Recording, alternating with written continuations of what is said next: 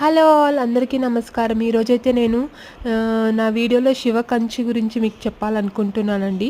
ఈ శివకంచి కాంచీపురంలో ఉంటుందండి. మీ అందరికీ తెలుసు విష్ణు కంచి, శివకంచి 2 ఉంటాయని. సో, మేమైతే ఈ శివకంచిని విజిట్ చేసినప్పుడు అక్కడ శివకంచిలో 1000 ఆఫ్ శివలింగాస్ ఉన్నాయండి. అలా లైన్‌గా టెంపుల్ మొత్తం ఉన్నాయి.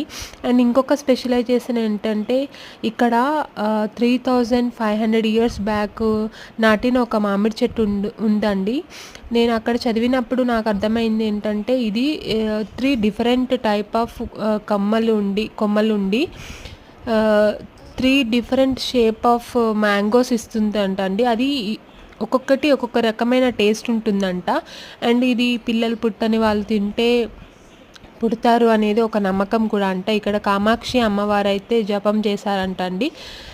సో, ఇలా చూసారా లింగాలు ఎలా వరుసగా ఉన్నాయి. ఇలా లింగాలు టెంపుల్ మొత్తం చుట్టూతా ఉన్నాయండి. టెంపుల్ మాత్రం చాలా బాగుంది, చాలా పెద్దగా ఉంది. కాకపోతే మేము వెళ్ళినప్పుడు కొంచెం రెనోవేషన్ అయితే జరుగుతుంది.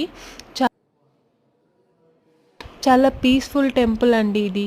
మీకు ఎప్పుడైనా కుదిరినప్పుడు ఈ శివకంచిని విజిట్ చేయండి.